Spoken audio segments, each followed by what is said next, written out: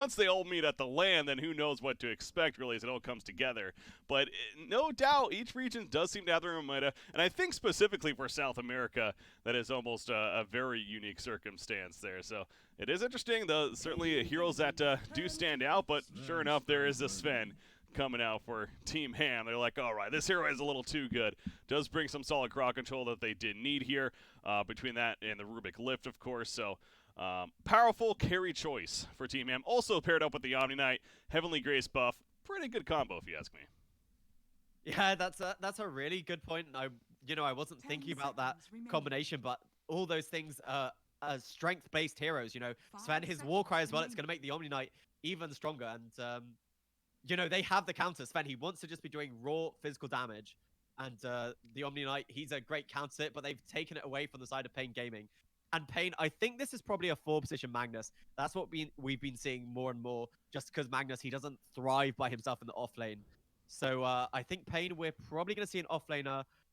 The major ones I've been seeing a lot of are, for example, Centaur and Darkseer. But those two, everyone's banned them out. So maybe we'll see something like a Tide, even more team fight for the side of paiN. Yeah, you got plenty of offlane heroes. Not only those two, but Mars even banned out by Team Ham as another candidate there. So certainly Tide Hunter could be an option as far as more fighting crowd control, and it does seem like it would fit the theme of the lineup fairly well with the Magnus setup and then the Ravage on top or vice versa, the Crystal Maiden Freezing Field. You're not necessarily drafting a lineup to get that huge wombo combo off, but it's nice to have that addition there. So we'll see if maybe Tide is an option for them, as they're down to 30 seconds as paiN Gaming to decide on what hero they want to go with. Again, these group stages, man, you play one game against every team, so you play 7 games in total, and then the top 4 teams advance on. So every game is just so important, especially, again, it's what I think both you and I agree that these are arguably the top 2 teams to expect here in the South American region, and contending for that only one spot, as Tiny is going to be the 4th pick for paiN. Oh, that Tiny is certainly a unique hero. No one else seems to prioritize him, and I'm really excited to see what paiN can make of it. And the last time I've seen Tiny in major competitive play, it was played in the 4 position. So maybe what we were saying about the Magnus being off lane, we're totally wrong about it. But I am a bit afraid because Sven, you give him a decent support with him. He does have a lot of kill potential, and there is the counter to the Ember Spirit in the mid lane. DP just so powerful, as well as really she's just come back into the meta, I think, on the strength of her Aghanim Scepter. People just absolutely loving that ability, just getting those free spirits. And, she contributes a lot to your team fight here on Team Ham. You're going to be able to take objectives when you have that big ultimate, as well as big fights. And I don't know if paiN have quite enough burst to deal with a DP just yet. Yeah, I'm with you there. I'm a little concerned on paiN's draft in terms of the stopping this snowball death ball push, as I like to call it, from Team Ham that's about to come to them. And I'm trying to think of what more could they use. I mean, their wave clear is actually pretty solid, but it's just, do they have enough team fight into this, enough burst, I suppose, as you're suggesting. I mean, Tiny may end up where he's playing. If he is going to be maybe a position 1 Tiny even, then certainly could provide that burst. But yeah, is that going to be Magnus offlane in position 4 Tiny, and instead of position 1 here with the final pick? There's certainly some questions to be answered for paiN Gaming. Morphling is going to be the ban from Team Ham, and then they go Undying, so just yet more death ball push with the Undying pick. Also like the Decay here. This game certainly already getting a bit of value with it, but we'll see what paiN finishes with. I think it's really interesting that Team Ham banned out the Morphling. It looks like there's no time to think, and it's going to be an Alk, so Ember Spirit is going to the safe lane because he wasn't going to have a good time, and the mid lane... Wait, no, HFN is their 1 position, so it might be a safe lane Alk. He might just be comfortable on the hero, though. I find it hard to believe that's going to be a safe lane Alchemist, to be honest. But, I mean, maybe. It is something we have seen occasionally, because obviously Alchemist, he's not like other heroes where levels are so important. Really, it's once he gets his Radiance, that speeds up his farm. So he does do okay in a safe lane, but I think it's totally as you say. You do not want the Ember Spirit into the Death Prophet. It's just such a rough matchup for you.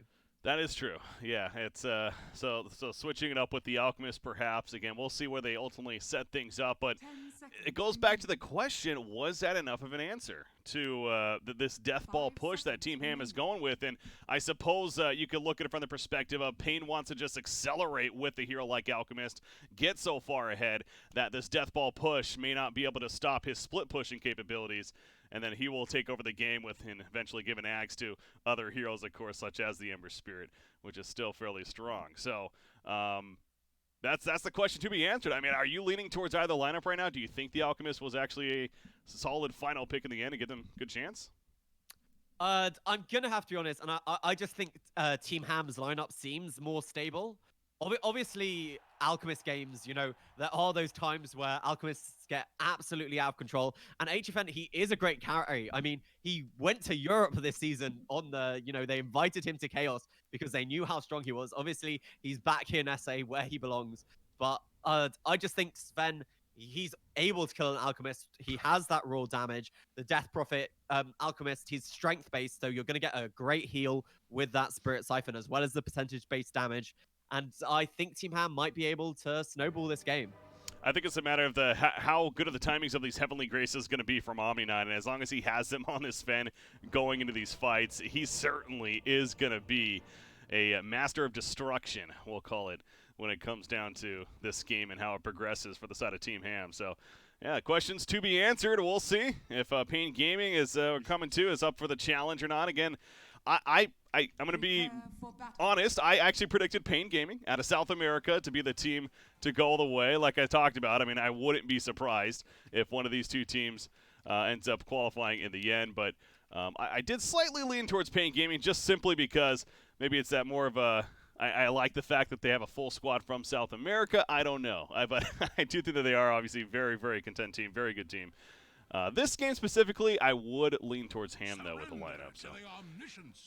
Yeah, I mean, I understand you want a team that originated in SA, that were born in SA, to win the region. But, you know, Team Ham, they've been in SA for a while now. Yeah. I mean, they went to the last major representing South America as Infamous. And, you know, it is right what you were saying.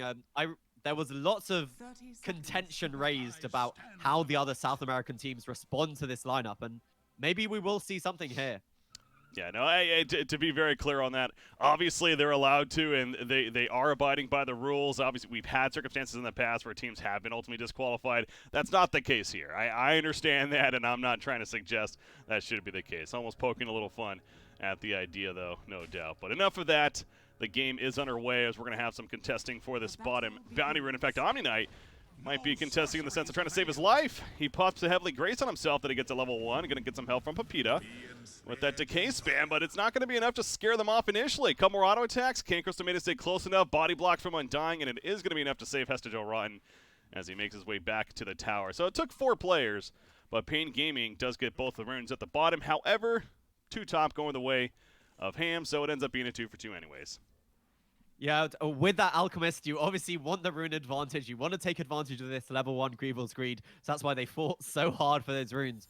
But as we were saying, we didn't think they'd put the Ember Spirit in the mid lane, but it seems they just want to secure their Alchemist farm. So sacrificing for Diara a little bit. And for that engagement, he took level 1 Searing Chains. So he's not going to be able to use the Sleight of Fist or the Flame Guard at level 1 to secure CS.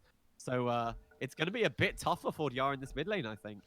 Yeah, it certainly is. Mastermind setting up to have a very good time on the Death Prophet. Of course, he's got the regen to work with, so we'll keep an eye on that CS and how it continues to shape up. As bottom lane, as mentioned, that is the Alchemist with the Crystal Maiden down there, going up against the Undying and Omni9. This Undying certainly going to be annoying for the Alchemist, and the constant decay spam is something that he'll just simply have to deal with. But I suppose with that Crystal Maiden harassment encounter, it shouldn't be too awful in terms of his farm. Yeah, just one thing about the Crystal Maiden is she has such a low mana pool before she has these points in the Arcane Aura.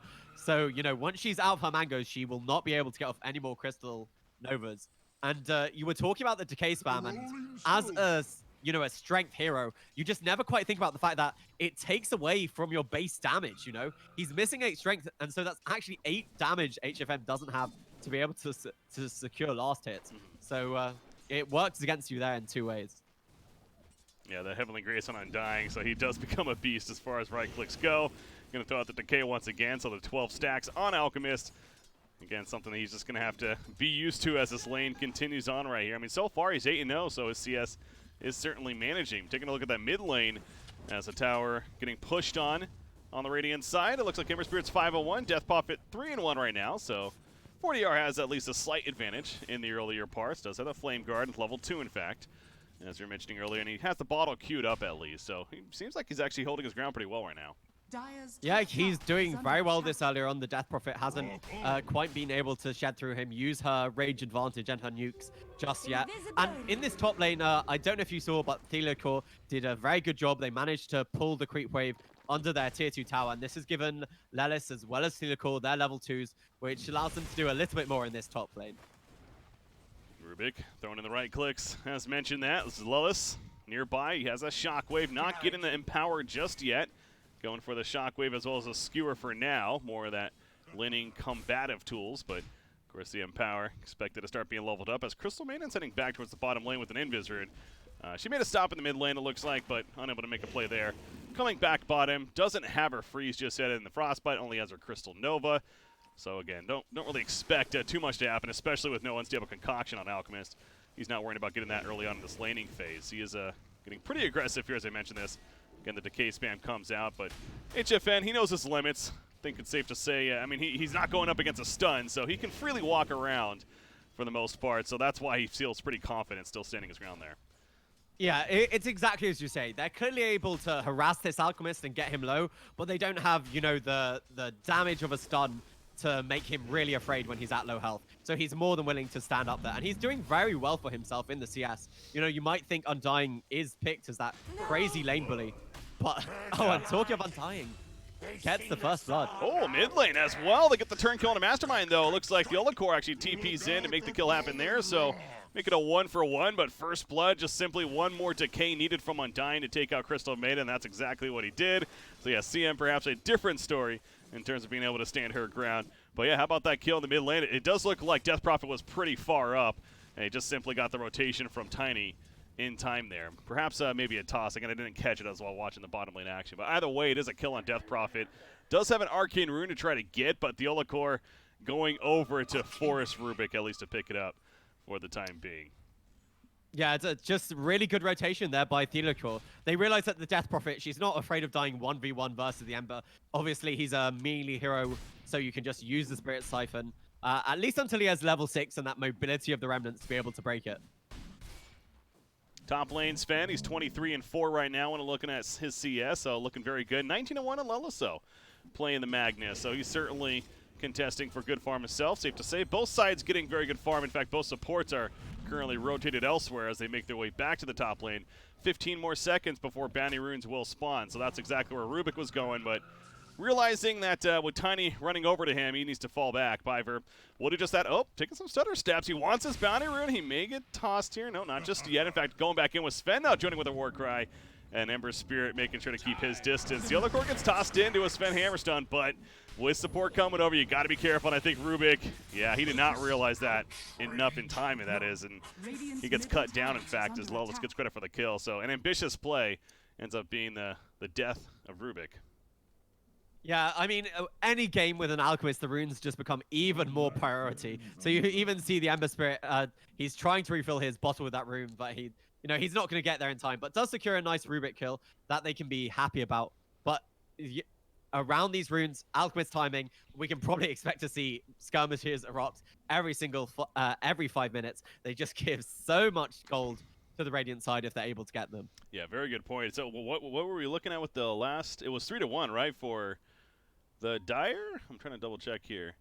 No, it was yes, you're totally right. Yeah. It was 3-1, I think. It's hard to tell sometimes with the bottling up and they're all stacking on top of each other, but yeah, it looks like it was 3-1. So yeah, the fact that they did that against the Alchemist, that's great news for Team Ham here on the Dire side. Something you want to be extra focused on in terms of getting those bounty runes and getting control of it. And Undying, in fact, he even has a bottle himself at this bottom lane. So how about that? The Undying bottle with the magic stick has a mango. It's give me that bottle so I can just spam even more decays, he says. I this hero, man, it's so annoying to play against. I'm kind of feeling it as I'm watching it right now, having flashbacks to just games against this hero. Yeah, I mean, the Undying is just that natural lane bully. But where he does fall off, you know, is in later on in the mid game, in the late game. You know, he doesn't offer any sort of control in those team fights. Obviously, his tombstone is annoying, but he thrives in the laning phase, but he is balanced because I feel he falls off later on in the game. Sure. Tombstone, still certainly going to be an issue, and it kind of goes back. We didn't really address it too much, but they don't have the greatest Tombstone killers. Alchemist, once he gets great farm and Mantis-style, etc. later on, then sure, he can shred it down, but they're not the most effective team at focusing down the Tombstone necessarily, so certainly another power point for why Undying is a pretty good pick this game for Team Ham as he runs into the slow of Crystal Maiden, and we'll just simply walk away. CM's only level 3 currently. She does have the Arcanar at level 1 at this point. In fact, there's 4 heroes that are level 3 right now, so I guess that's not necessarily that low in this game.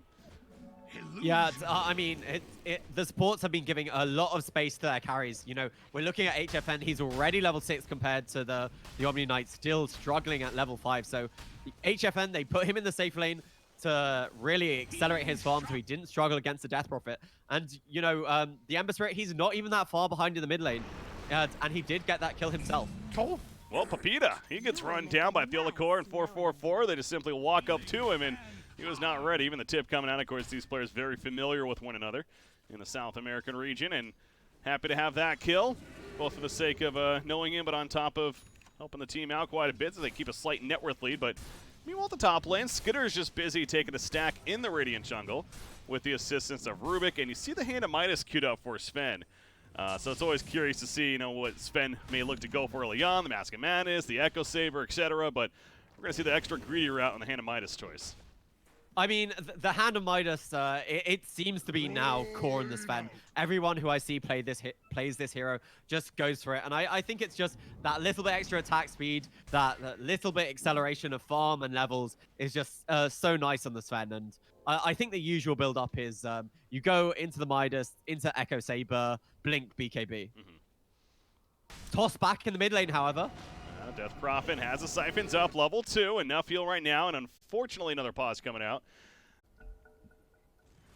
Got the unpause at least, so good to go, and you look at Mastermind, again, he is fine, and they choose not even worth going for that. The Empower buff applied, though, to Ember Spirit, and although I don't know if they saw the Magnus, yeah, they got a ward down, so they certainly saw him, and I was going to say with the Empower buff, it kind of gives away that he was nearby anyways. You also notice, by the way, the queue up for Death Prophet. You talk about this Ags and how people just love it on this hero right now. Well, just get it ASAP is apparently the name of the game for Mastermind here. Yeah, I see some different schools of thought there for the Aghanims because it's a great item because it accelerates your farm. You just get that little bit of extra damage as well as that sustain that it gives you. But some games you feel you do need to go for the early utility of a Yules. But it looks like they don't feel the need. And 4-4, is he going to be okay in the bottom lane? Yes, he will. Yeah, and that kind of shows you right there what this Dire team is slightly lacking, is crowd control. They, of course, have a couple, both with the Stormbolt as well as a lift from Rubik, but other than some spell steals, that's it. And, you know, Stormbolt itself, it takes a while. It's got that travel time, the Stormhammer, excuse me, has a travel time, so they don't really have the greatest lockdown, is the ultimate point there. And the fact that he's just able to TP out freely is a little discouraging, but top lane Rubik, Viper, he's found. Tiny was hunting him down, eventually catches up with the supporting cast. And this Radiant team, on the other hand, has plenty of crowd control they take advantage of there. Yeah, so they find the Rubik through the trees. They knew he was being annoying with the Fate Bolt. He didn't TP out in time. But, you know, in the bottom lane, the first usage of the Exorcism here in Mastermind, it is going to net them a tower. And the side of paiN, they don't push quite as hard as the Death Prophet with the Exorcism used.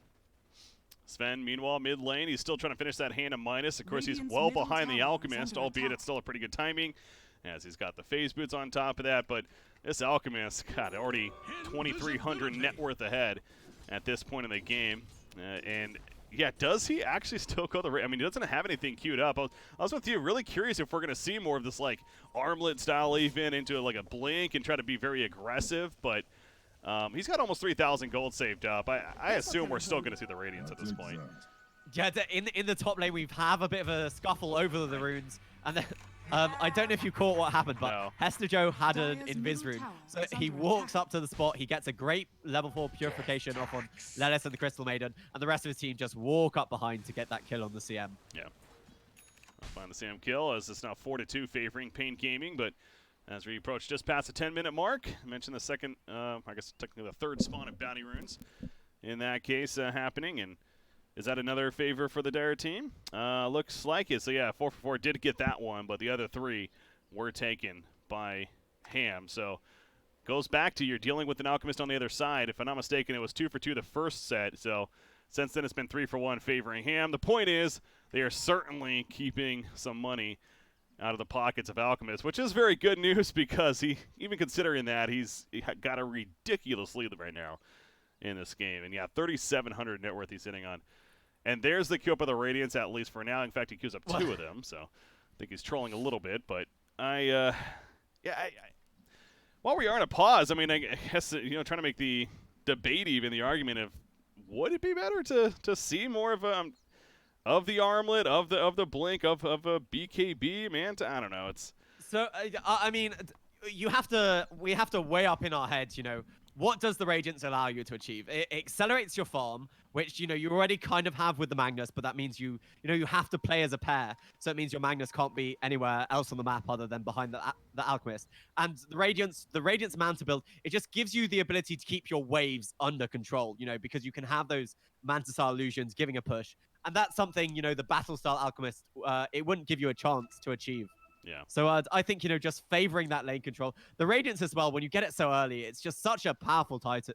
The DPS over time, it's something people, overlook, but it is just so powerful early on. Reminder, guys, this is game 1 of, in our case, we're going to be covering 5 games in total, but there is plenty of South America and Dota happening over the next couple of days for the group stages, and then, of course, that jumps into the playoffs where the top 4 teams of these 8 teams in total advance on the playoffs. Then they play a mini double elimination tournament where then the victor will go to TI9 to represent South America as the only team. Every other region has at least 1 team so far. We'll be sending at least a second team due to them qualifying via DPC, but again, South America will only have the 1 team, and that much more prestigious, you could say, as a result. But top lane, TP's coming in, possible fight taking place, Omni Knight. He's pushed up pretty far. They do have the Exorcism in 15 seconds for Death Prophet, so not just yet. We'll see if they look to commit it. Undying also nearby as 40R gets somewhat close. They're counter warding off to the right as well. He's going to put Heavenly Grace on himself as Omni Knight. Exorcism is now back up, but don't know if they're going to make a full commitment, as certainly defense is here. Radiant structures are Yeah, I think seeing all these heroes here, they are going to try and back off. The CM also did a nice job, 4-4-4, finding this ward on the high ground. And without the vision of knowing who's sitting behind this tier 1 tower, they don't want to make a blind play for it. Yeah. So they will fall back, and good job with the counter warding, and then eventually placing the Observer ward themselves from the Radiant squad and the supporting cast. Speaking of an item that's pretty good against a farmed Alchemist, is that a Spirit Vessel, which Rubik is trying to build right now. He does have the Urn finish. He queues up the Spirit Vessel, so trying to get that before maybe Ham is a bit more comfortable in taking some fights. But man, Alchemist, he's going to have a Radiance in the next couple of seconds. And then we'll see that acceleration like crazy from there, of course. Speaking of Rubik, by the way, Rubik, he's probably dead. Gets pulled back in with the Shockwave and is indeed dead. Skitter, well, with the Stormhammer in response. Avalanche causing some issues. He's walking on by, though, and not much more he can do. Is under attack. Yeah, however, Team Ham, they correctly identified that there are a bunch of heroes in the mid lane, so they're going back for this tower that they weren't able to get earlier. The Rubik, there were 3 heroes in the mid lane. He got a nice lift onto the Magnus, but wasn't able to steal the skewer. So without that mobility, the Ember Spirit or 40i is just going to be able to catch him with the Slice of Fist, Searing Chains. And one thing I do want to point out is, versus an Alchemist lineup, there are a few things you want to do, and it's you want to shut down the Alchemist jungle and his early farm. And you can see they do have this deep ward in the jungle, but we haven't seen any sort of invasion by the side of Team Ham. And it just feels it's because they don't really have that great a team fight because they lack Disable this early on. Alchemist, speaking of him, though, they find him in their jungle, sure enough. He does have his Chemical Rage active, though. And he's just walking away for the time being, so it looks like Alchemist will certainly be fine, but they're making a point to prevent him from taking their stack. You even have Undying with the Tombstone. Well, the zombies there, so Sven will clean it up. And that's proves to be a good defense from Team Ham, because, yeah, that would have really sucked to give up that massive stack to Alchemist with now having that Radiant. So you already see how far ahead he is. But, again, this is kind of your typical Alchemist game in a lot of ways, where Alchemist is just so far ahead, yet overall net worth is only about 1,000 or so for paiN Gaming. That goes to show you it really is all in on the Alchemist right now in a lot of ways. Yeah, they committed very hard to help his lane bottom, and the Ember Spirit not quite farming as well as the Alchemist, because they've given both these entire jungles over to the Alchemist. So Ember Spirit, normally with the Flame Guard and Slight with Fist, you're able to spam out crit waves as well as go back to your jungle, but all that farm is reserved for HFN, and you can see the Ember Spirit is hurting for it, even though he does have the Empower of the Magnus, which you would think would help him farm faster. It seems like their Team Ham, that is waiting for a couple of key items before they're going to really start pushing. Right now they have 2 tower kills, which is solid at 14 minutes. But I still think that Death Ball is certainly possible, and that goes back to Death Prophet getting an Axe. You got a pipe being built on Omni Knight, and then Sven, of course, he's going to have the Echo Saber. We'll see if he maybe gets that Blink, or maybe even just goes right into the BKB next. I wouldn't be surprised seeing the crowd control he is up against. Granted, he does have Heavenly Grace to help out a little bit, but still... again, wouldn't be surprising. But point is, still have at least about 3 or 4 minutes, it feels like, before we'll see some grouping up and pushing from Team Ham. Yeah, you're exactly right about the game plan for Team Ham, and I think that where it's best exhibited is the fact that Skitter was more than happy to use his gold strength, not to farm a stack of Ancients, but just the triangle. He's just trying to farm as much as possible, keep pace with the Alchemist until they're ready to fight as a 5-man unit. Top lane, who do they find? They found the Rubik. Rubik's just going to simply run away, though. I guess it looks like he stole the Chemical Rage, and then he stole the Flame Guard on top of that. So, yeah, with those 2 abilities, he's actually pretty tough to take out. And they're not going to risk pursuing it any further. In fact, Rubik goes all the way to the mid lane where the rest of his team is, and they're going to at least pressure the mid-tier 1 tower. Exorcism is being used, so now it's decision time for paiN. Do they try to defend against this? They have a mech on Magnus, so didn't choose to go the quick blink route or anything like that, so their initiation isn't necessarily the strongest. And with that Heavenly Grace on top of Mastermind as well, it is tough to stop this, but paiN does not want to give this up. Silence comes out. There's the kill for Mastermind on the tower. And you see 40 yards just like, I want to go, but then I don't. It's not going to happen in the end. Yeah, I don't know if it's indecision, but the side of paiN Gaming, they don't quite have their initiation other than the Ember Spirit. And you really just don't want to go on that DP while she has the Exorcism going. That's not how you win a fight. You win a fight by maybe even killing the DP before she gets that Exorcism off. So just, they know the rest of the team is sitting behind her. Theliacor, he's very close to his Blink Dagger. So he's going to be their main initiator for the side of paiN. So until he has that, starting fights is going to be a bit tricky. Alchemist.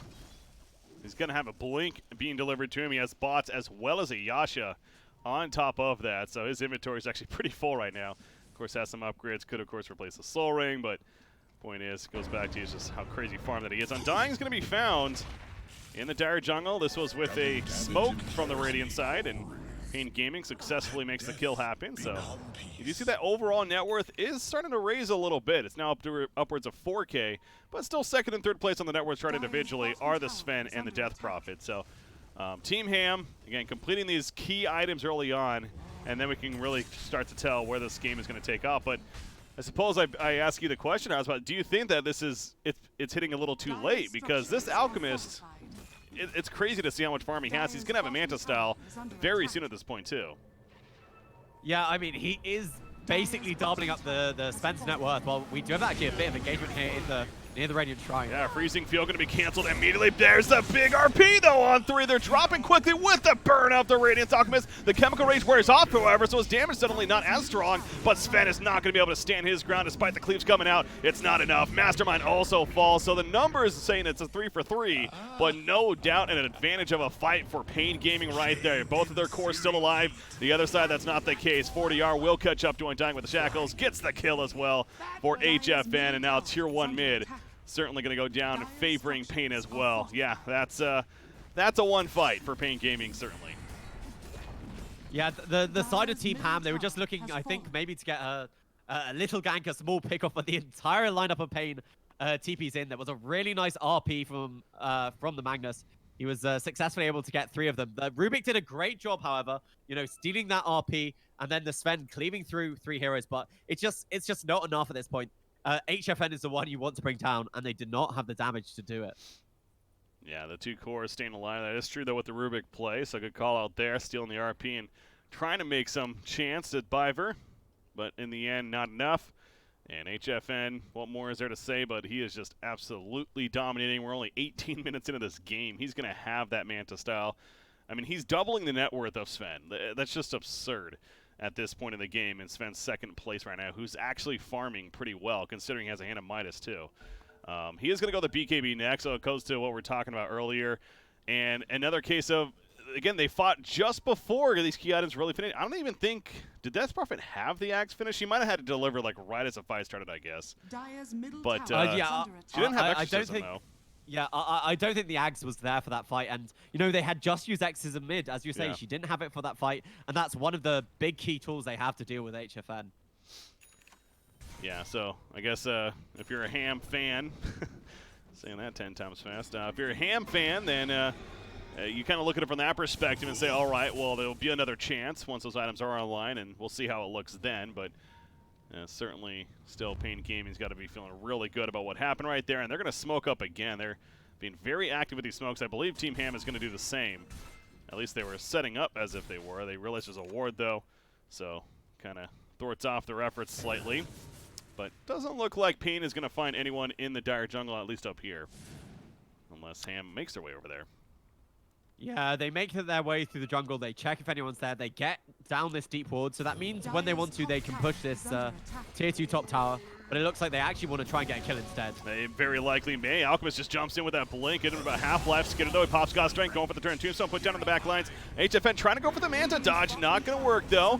Did it a little too early, it looked like. And now Skidder, however, gets tossed back in. Theolicore with the blink dagger himself on the position for Tiny. It's still not enough damage, though. Nobody dying still. But he wants to change that. Tells Alchemist, he jumps back in for the kill on dying. The Guardian Angel's not enough to save him. He goes down, but a 1 cost for HFN. He'll fall as well. 1-for-1 turn. And this is now looking good for Ham. They're going to get the stun off to the side on Ember Spirit, but he's a little too far away, so they cannot pursue on him either. And it will be the only kill on Alchemist, but that was a much better fight back for Team Ham in this case, as Alchemist bit off a little bit too much right there. Yeah, the side of paiN Gaming, they were kind of weaving in and out of this high ground. They really wanted to, try and bait the side of Team Ham to overcommit in their high ground where they're already set up for a fight. Well, meanwhile, the Undying dying while we're trying to talk about the previous fight. But HFN, he used his Manta style to try and dodge the Sven stun, which wasn't successful. Then he was expected to win Spirit Vessel. And we finally saw the damage of the Exercisers and the Sven in the fight. As to Joe Rotten, he's getting collapsed on, but he's almost trying to bait them in because he had plenty of backup nearby. Doesn't seem like paiN is interested. You can tell right there, it looked like Team Ham was thinking about maybe going over to Roshan after that fight with the Exorcism still up and committing to a Roshan kill, but with paiN killing Undying nearby and then showing that they're still in the area, not worth the efforts for Team Ham. But with that in mind, you do look at the map control right now. I mean, paiN is just right back up here as if the fight never even happened previously up in the Dire jungle. So they're certainly controlling it quite a bit as 40R does get silenced by Death Prophet, but it's not going to scare him off as he has plenty of backup himself. In fact, Tiny, with that blink dagger, still thinking about going in. At least for now, is not finding the chance, though. They're going to hang on the uphill. We'll see. Omni Knight's fine. Yeah, it's, in the mid lane, HFN was, just playing with Skitter, neither of them really committing to each other. Just both carries, seeing who is the more manly. Dire's top tower is under Smoke attack. in, Skidder, and it gets exposed pretty quickly. He's got that full 10-second BKB now. Nice blink from Theolicore. Avoids the Stormhammer. And he'll keep walking away. So Skidder unable to make use of that newly purchased BKB just yet. But that with the pipe finish, I do think now Team Ham is certainly much more ready to fight than they were before. So as soon as Exorcism is back up, I wouldn't be surprised if Team Ham goes for some kind of objective, whether that's a smoke gank for a kill, for like a tower push. Definitely should try something, though. Yeah, that's a really good point. They do have these key items. It'd be very nice when Mastermind gets his duels, mainly because we saw in that last fight, they would have been able to get more kills if they just had that little bit more disable, and the Yule Scepter should allow them to stop people teeping out in their faces.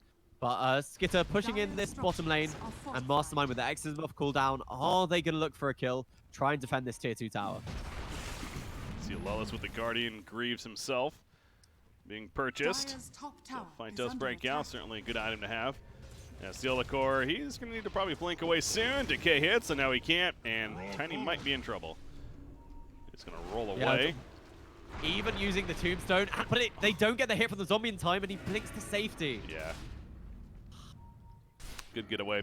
Tombstone not the craziest longest cooldown, but still, it's an unfortunate feeling for Team Ham. Good getaway though from paiN, and somebody we haven't talked about a lot is 40R, because obviously he's been, you know, it's just with Alchemist on the same team, we focus on him quite a bit, but he's got a Maelstrom now with the early on drums. He's farming decent. He's keeping up with the Death Prophet, in fact, and really not too far behind overall. Yeah, that is a really good point. You know, sometimes you do overlook the other heroes on an Alchemist team because it does feel like their strategy is just geared towards that one person. But it's as you say, he did a really good job in the mid lane. He didn't suffer that much against the Death Prophet like we thought he would. Has this Maelstrom, which is allowing him to accelerate even faster than just with the Empower. And he is going for the physical damage build, building into a Desolator next, which I think is just really nice because you get that AoE Sleight of Fist, you apply the debuff to everyone, and then you just amplify the damage that the rest of your team is doing. You got a case of Team Ham, though, hunting in the Radiant jungle. They're not necessarily doing it sneakily, though. That's even a word. They don't even smoke for it. They kind of just walk on up, place a ward.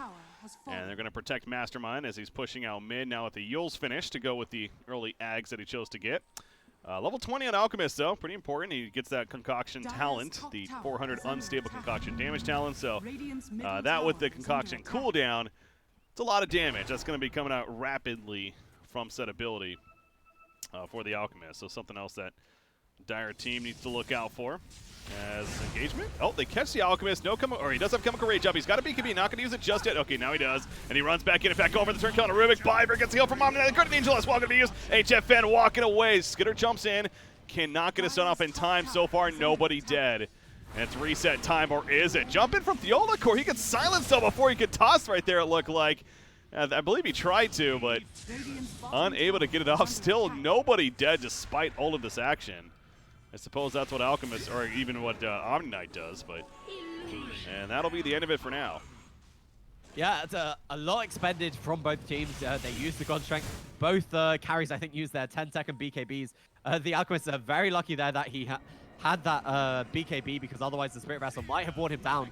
But fights around the bounty runes once again. Yeah, they end up killing Mastermind, and Theolacore goes down, excuse me, but Mastermind might be in trouble now. Going to use himself up. They do get the kill on Omni Knight first, though, and he's going to get the exorcism off in time. Is it going to work out, though? HFN starting to melt down, pops the Manta style. You see the Axe also kicking in with the heals, but it's not enough. Down goes the Death Prophet right there, and they also are going to be able to take off pretty much everyone else. Excellent response from paiN Gaming. Kill off the Tombstone, most likely go right into the Roshan pit, who's waiting there saying, I want to play a game too.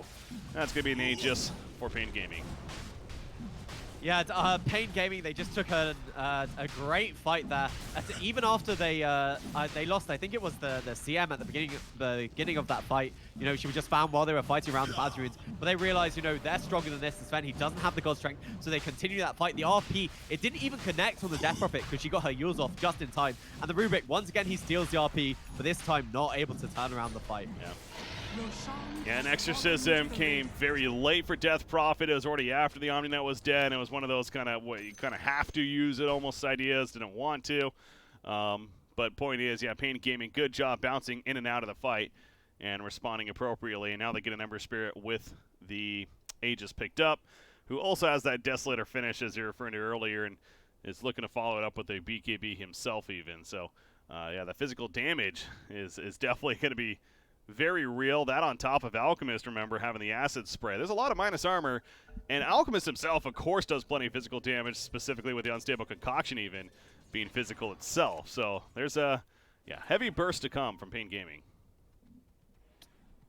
Yeah, it's exactly as you say, and it does feel like this paiN Gaming draft, they really are starting to hit it off, because just honestly, the damage from the Dire side, it's not quite there yet. The Sven, the Sven here over on Skitter, he does have that Blink Dagger. He's going for the AC next, but which will make his team more survivable, you know, help against all that minus armor that you mentioned.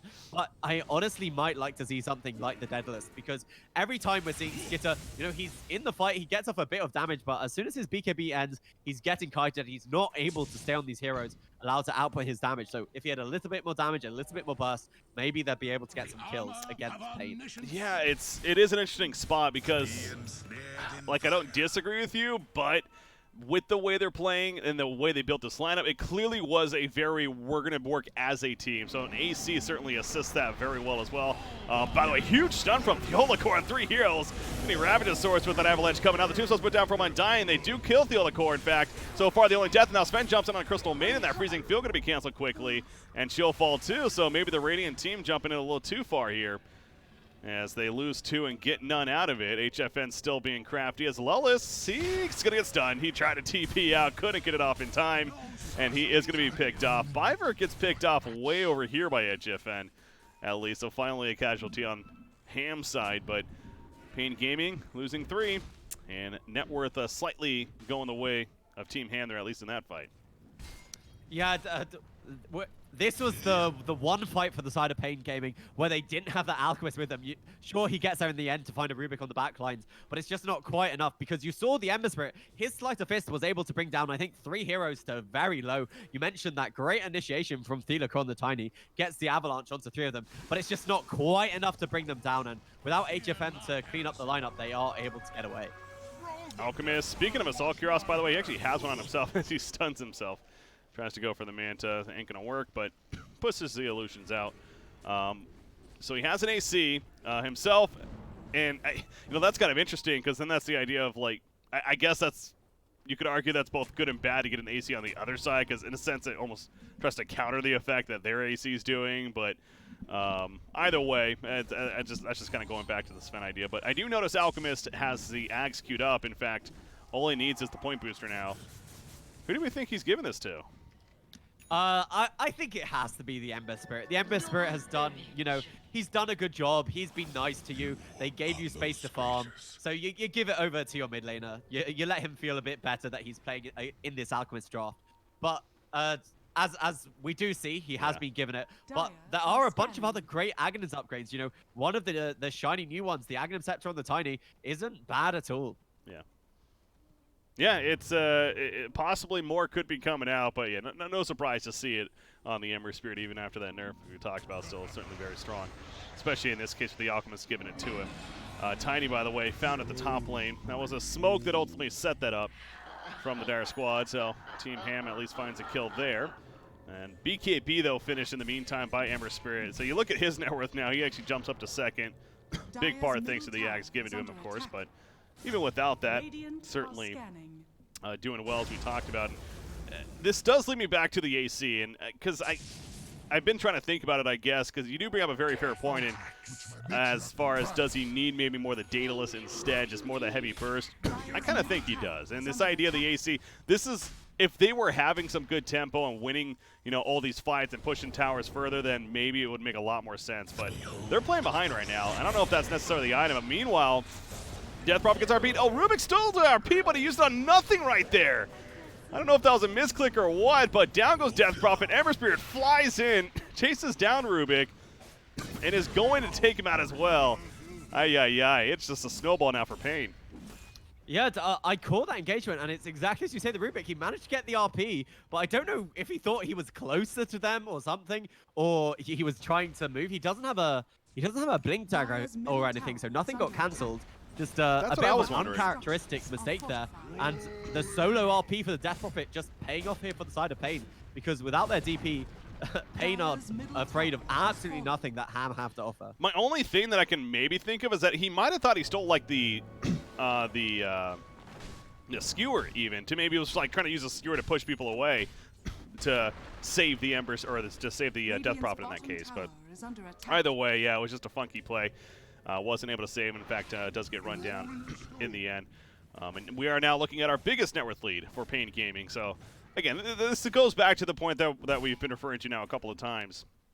And that, okay, sure, Sven has an Assault Cuirass finished. That's great. but you're playing behind. In fact, the top 2 cores both belong on the side of paiN Gaming. Is this really the answer? I mean, they still need more damage out of Sven. So now he really needs something like that Daedalus, I think, to be able to stand strong in this game and have a chance. Yeah, and I think one of the things they are lacking on the side of Desire, we mentioned this a bit about their draft, is control. When you have a Sven lineup, oh, the Undying. He just took the concoction, it took off most of his health.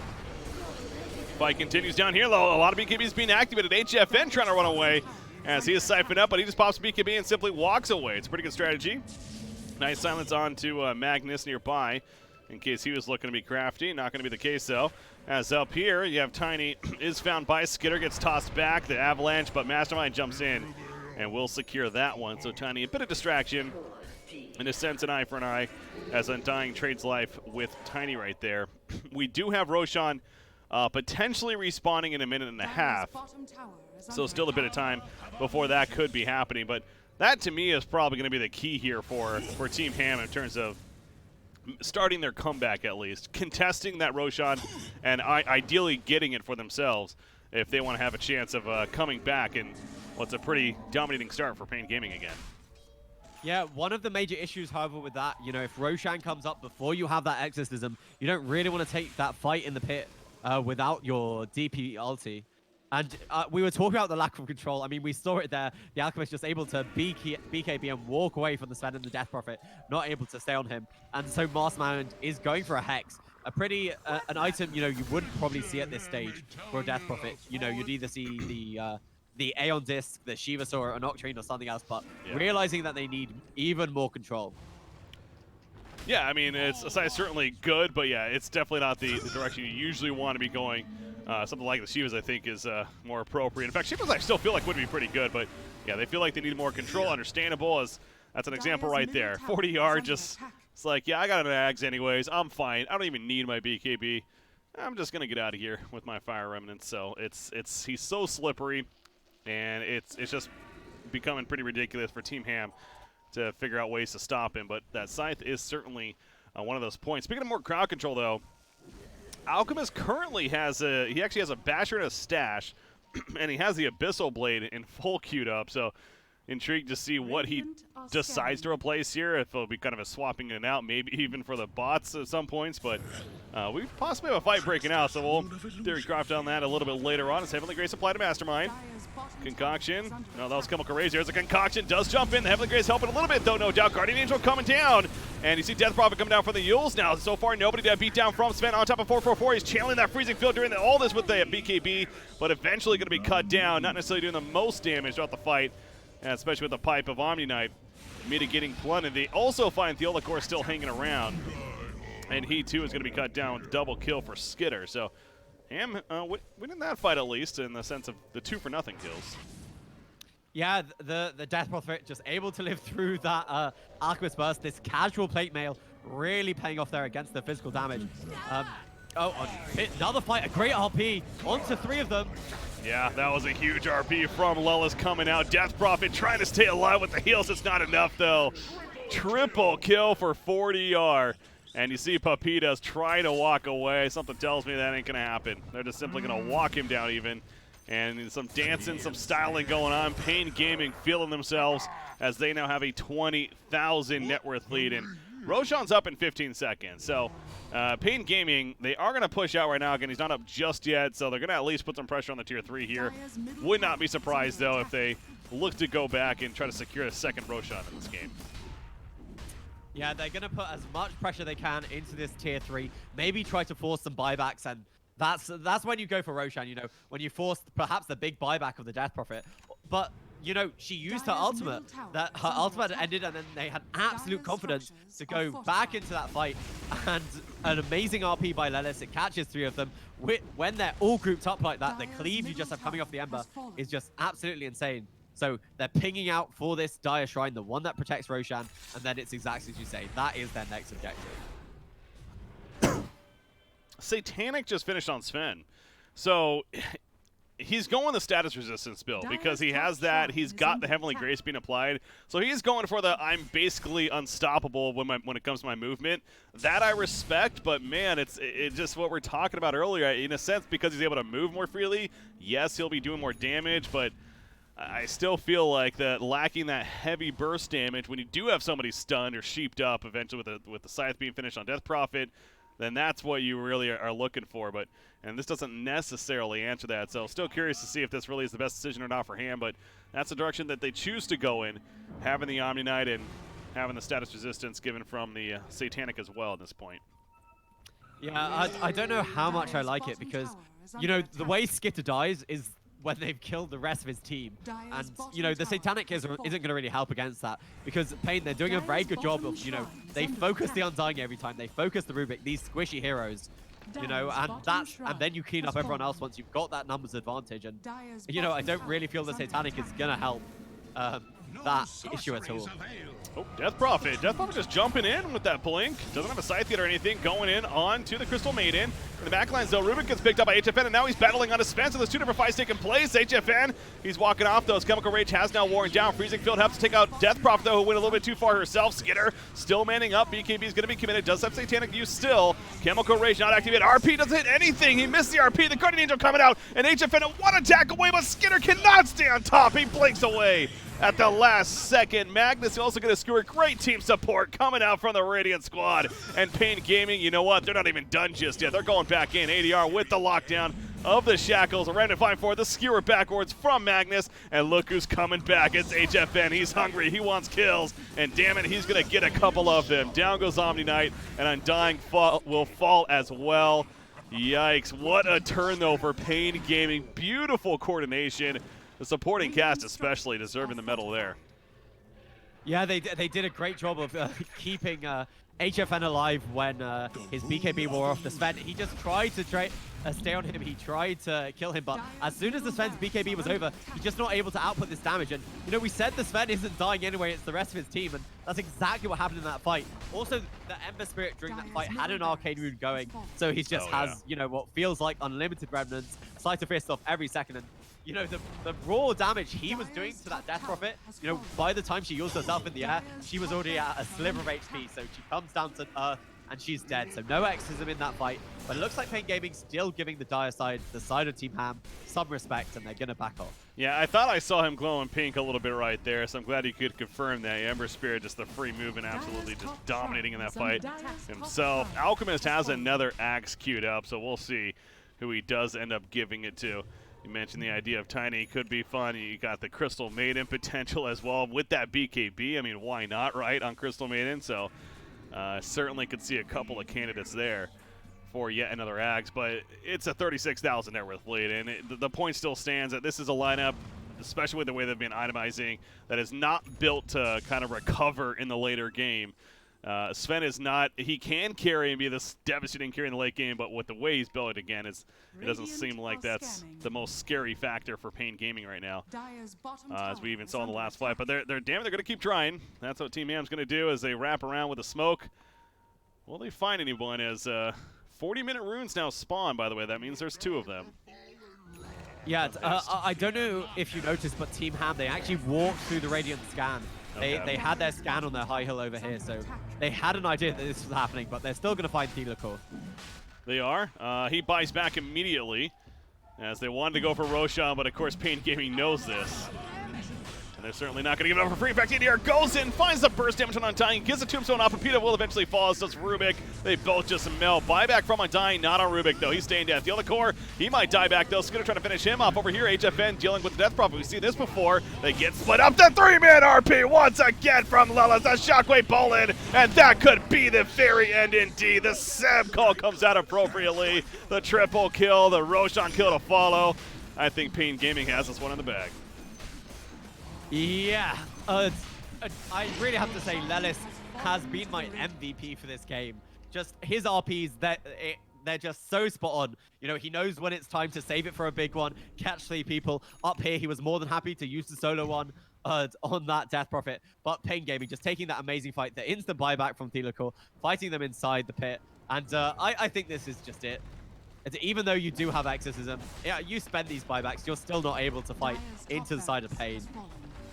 It's the first game of 7 in total that you play here in this round-robin stage. You play every team once, but again, this is in a lot of people's minds. Top 2 teams arguably in the South American qualifiers, and paiN Gaming getting the better of Ham here. So possible, likely, dare I say, even a rematch is coming down the lines eventually in the playoffs. Still definitely could see that, but paiN at least will get the first victory here unless an amazing comeback happens from Team Ham. They certainly are going to try to defend as they're down to the 1 rack. Skitter jumping in. They lose Undying for a dieback. As Skitter's just like running around like, who do I attack? He's going to kill off the illusions. So they will save the Mega Creeps at least. And again, Team Ham is going to hang in there, but you're down 53,000 net worth as Skitter is only catches up to 4-4-4 in Crystal Maiden. Nice 4 staff away. CM was given the Axe, by the way. They do catch ADR, but he has that Aegis. 4-4-4 goes back in with the Axe freezing field, and they just can't freaking move. The freezing happening. Sven goes down. He's out for 2 minutes. GG's called, and it will be absolutely official. paiN takes the game over Team Ham. So, again, the first of many to come throughout these next couple of days in the group stages, but still, it's got to feel good for paiN.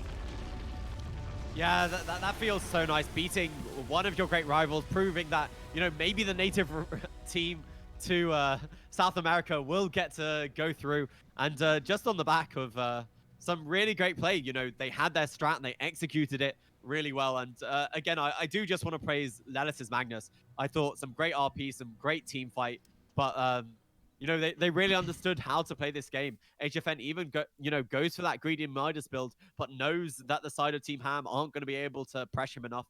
So it's going to pay off. And so great play for the side of paiN Gaming, really. Yeah, I'm absolutely with you there on the Lelis MVP. He certainly had it. It felt like 3 or 4 3-man RPs that just completely won the fight, essentially, for this team. So great victory. Team Ham, they had their moments early on, and again, we were waiting for them to ultimately come online with the items and everything. They were going the items that made sense for how they were looking to play the game. It just really couldn't have it to come together. HFN playing the extra greedy Alchemist, even with the Hand of Midas earlier on. He just got so far ahead. He also had even the Moonshard buff at the end there, by the way. Just seeing that now. But, yeah, him and then eventually ADR even caught up and certainly competed in the net worth battle too. But point is, they take the game. Like I said, there is still plenty of games to be played, and Team Ham certainly is still in it by any means. But it's really almost a moral victory for a morale boost for paiN Gaming, if anything. A great way to start moving forward in the group stages here. So, anything else to add? Yeah, I just want to point out that, you know, this is the weakness of the Undying pick. Sure, he did fine in the lane, but Team Ham, they massively lack control, and so the Sven was never able to output his damage. And 4DR, I don't know if you've seen, 66k hero damage. Absolutely amazing by him. That is pretty good. Not too shabby there. Well, there's still plenty more games to be played, however. So, ladies and gentlemen, we are going to be taking a short break, but Furia Esports versus SG Esports will be our next match coming up here on the stream. As I'm BreakyCPK, joined by Hasbaz. Stay tuned. We got the TI9 South American qualifier action continuing here on Beyond the Summit. Stay tuned, guys. We'll be right back.